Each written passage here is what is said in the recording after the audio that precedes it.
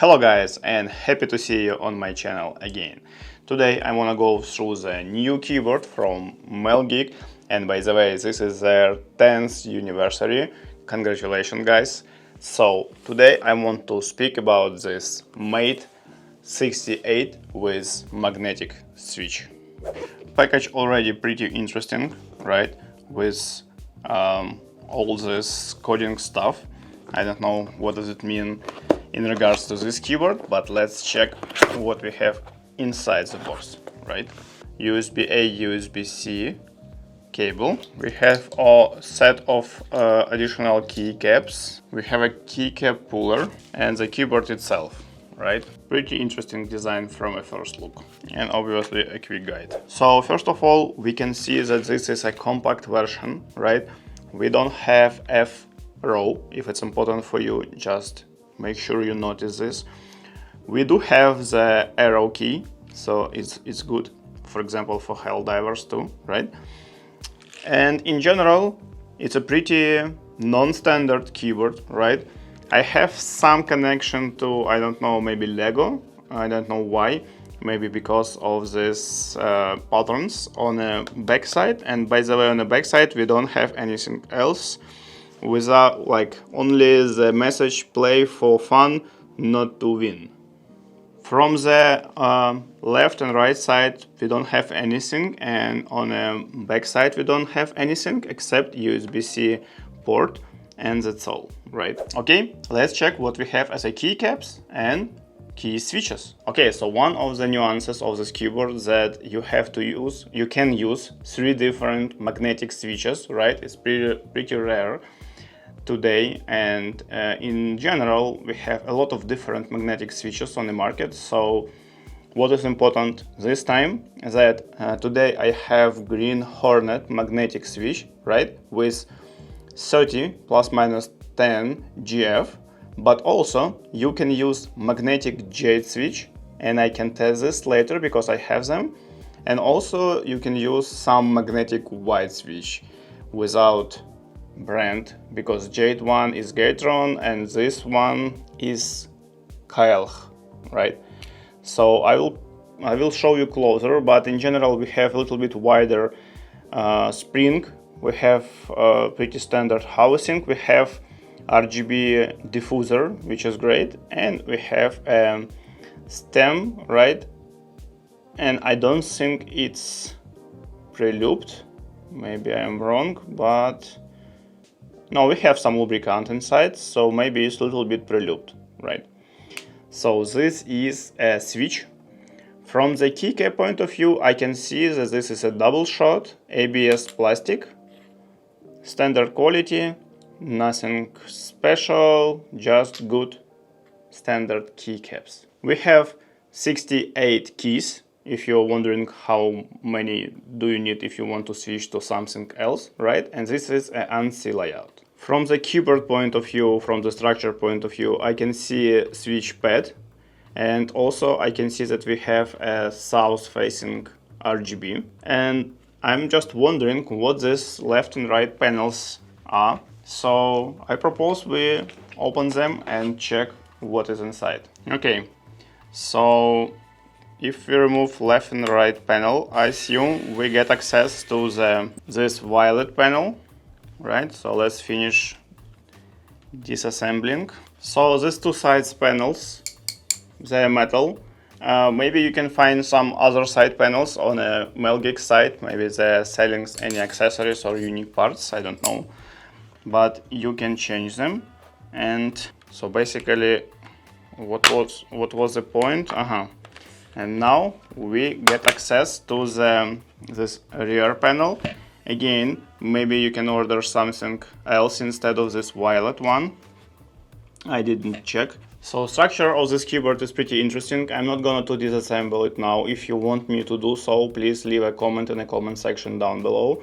But in general, I can see the metal switch plate, I can see the switch pad, and the quality of the structure we will hear in a minute during our sound test. This is the most important, how this keyboard is sound. This is defined by the structure.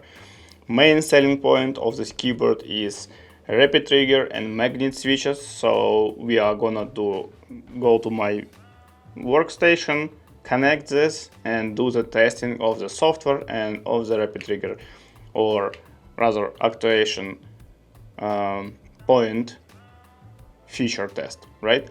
So let's do the sound test and switch to the testing.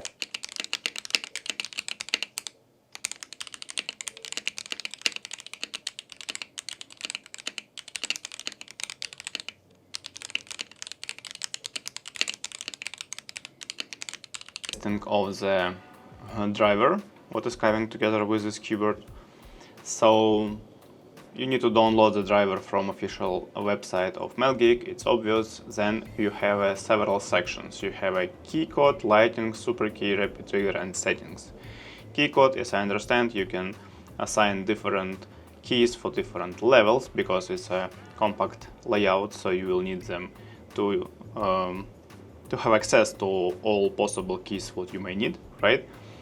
Lighting is lighting. You can set up different colors, brightness, you can do setup per key, which is good. All of them is great, but one nuance, you will not be able to see them through these keycaps because of the structure of switch, and keycaps are not shining through. So only one thing you will be able to see is this back bar, right? Which is pretty nice, but in general, at least from my side, it's a big question for RGB of this keyboard, because it just doesn't make sense for me. Super key, you can assign different actions for different actuation point, like 05, 36, 36, 05, so 2 actions on the way down and 2 actions on the way up. Again, small nuance, I have no idea how to use, so I can set up, but I don't know how to use them. Maybe you know, please advise me in a comment section under the video. We'll appreciate this. You can do advanced, you can do macro, this is a standard. Now, the main feature of this keyboard, right? Rapid trigger and actuation point. Everything pretty standard. You can do selection per key, you can assign rapid trigger function, you can do the actuation point, right? And let me quickly show you the difference between actuation point. For example, 1, 2, 3, I assign as a 3.5, and 4, 5, 6, I assign as a 0.1. So theoretically, 3 should be very long press, 6 should be very quick press. Let's try. I'm pressing 3 and I need to the very bottom to see the actuation, and now 6 I need just to touch and it immediately works, which is good, right? Interesting. You can, as I mentioned, use 3 different type of switches. 2 Gatron, white and jade, and 1 is Kyle, green, what I have today. So you can say that this switch is green. Now calibration you can do, and you need to do a calibration, and you can see all parameters of the switch. For example, I disassemble this switch and I show you the structure, and now it's a little bit different parameter from all others. So it's good that you have this monitoring tool, so you can see if something wrong with the switch, you can replace it, right? And testing, so you can see how key is going up and down, up and down. Personally, for me, I do not understand this functionality because I cannot see where the actuation point actually is set. So it's useless for me, but maybe you know why you need this functionality. And simple settings if you need to update a driver or firmware of the keyboard. Okay guys, what I can say as a summary for this keyboard. Keyboard is pretty interesting. First of all, design. Design is interesting. You have this bar, you can change the color, brightness, and in general RGB. In general RGB, it's a question for me because you cannot see this RGB through these keycaps with these switches. So I don't know, like, this is idea behind this, or it's just occasionally they did this, right? From the magnetic switch point of view, you have 3 options. It's a perfect, you can change and you will have your favorite magnetic switch in your gaming keyboard. It's a great idea, right? From the software point of view, all good. You can change, you can set, you have a lot of options, even more than like most of you will need ever, right? From gaming point of view, I'm not an expert in the game, so better to watch somebody who is expert. But simple test, I show you that you can change the actuation point and it will be really different. You can just touch the key and it will read the press, or you can go to very bottom and it will read the press. So my conclusion, it was to try. Will I change my key from key 1? No, but does it make sense for you to try?